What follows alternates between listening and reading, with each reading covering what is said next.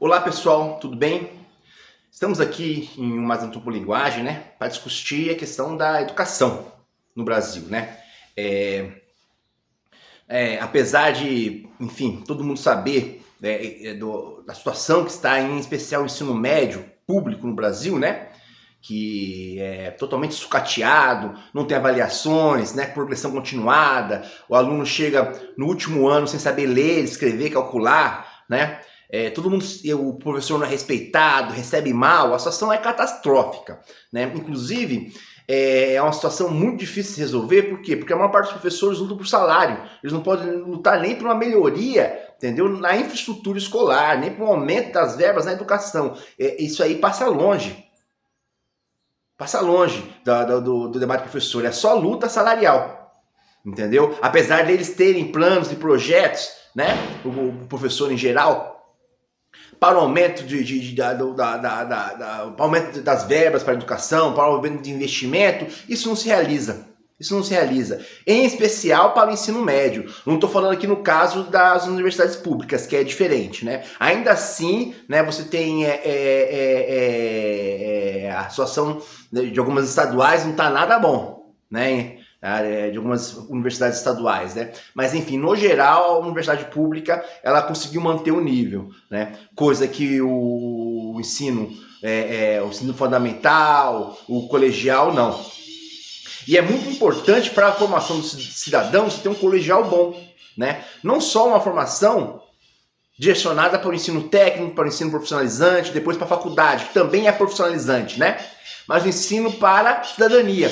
Embora isso já seja muito falado, né? Quando eu digo ensino para a cidadania, eu não estou falando ensino apostilar, né? Com os temas da Unesco, com os temas da ONU, com os temas do governo do momento. Não, uma educação universal, semelhante à educação mais próxima à educação dos atenienses, né? Do que a educação atual, né? Então, que é o quê?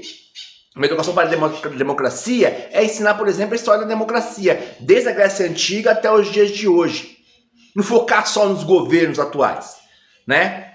Desde o surgimento da democracia moderna, por exemplo, lá em Genebra, né? Nos Países Baixos, né? Até a formação da democracia norte-americana, das democracias europeias, da América Latina, né? Um estudo focado no quê? Não somente nos direitos humanos, mas na noção de lei e dever e virtude, né? Então, assim, tem que estudar Aristóteles, tem que estudar, por exemplo, São Tomás de Aquino, né? Com o seu estudo acerca das virtudes cardeais, das virtudes teologais, tem que estudar, entendeu? Todos os humanistas, Maquiavel, Montesquieu, né? Rousseau, Voltaire, né? Então tem que ser um ensino filosófico voltado para o ensino ético e moral, focado na virtude, na ciência das virtudes, que é a deontologia.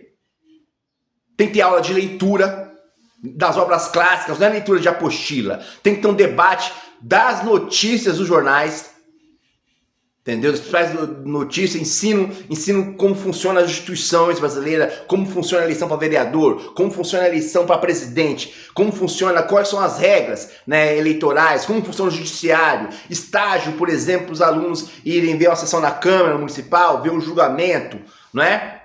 Entre outras coisas, né? Que poderia ser feito. Então, hoje, quando se fala em educação para a cidadania, geralmente é uma moda apostilar, né, de um governo X.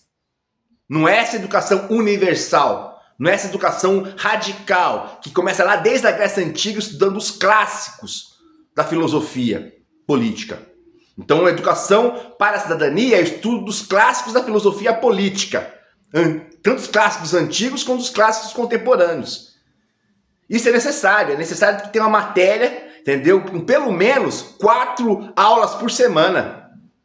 Não é 2 aulinhas não, como é história, como é em filosofia. E é diferente da história, a educação para a cidadania é diferente de aula de filosofia, né? Porque a filosofia vai além, né, da reflexão sobre a cidadania, e ética e moral, né? Ela pensa o cosmos, ela pensa a totalidade do conhecimento. Então você, além da filosofia, de uma aula de filosofia geral, você tinha que ter aulas específicas de filosofia política e cidadania. E outra coisa também interessante, sim, para combater, em especial para combater as fake news, né?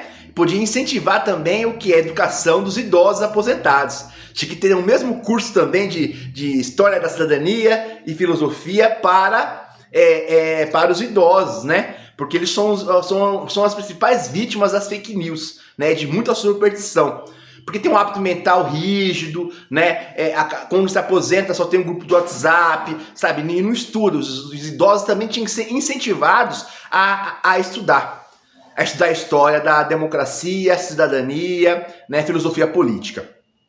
Né? Isso não é uma coisa simples, não é uma coisa que dá para ser feita de cima para baixo, é algo que tem que ser debatido ainda, e é a principal carência da educação brasileira hoje. Que nós não podemos só ter uma educação profissional ou uma educação para a cidadania técnica, apostilar, né? Vulgar, não. Baseada em modas, em políticas públicas, não, nada disso. Tem que ser uma educação universal, baseada nos clássicos da filosofia, clássicos antigos e modernos. Né? E estudo de experiências locais, de governo do município, governo estadual, né? As crianças têm que participar disso, os jovens, né? Como funciona o julgamento, como funcionam as leis, direito constitucional, estudo da economia, né? Então não é só esse besterol aí, apostilar, que discurso sofístico que prega valores, mas não ensina o mecanismo, né? Os mecanismos sociais, tá certo? É um vídeo curto, é um vídeo rápido, né? Estou colocando ele aqui só para atualizar, né? Aproveitar aí que o meu pequeno canal cresceu um pouquinho nesses últimos dias. Muito obrigado para vocês. Até a próxima. Se quiser me apoiar, entendeu? O Pix está aqui embaixo na descrição, né? Acompanhe o canal. Toda semana vai ter um vídeo como esse. Até mais, até a próxima.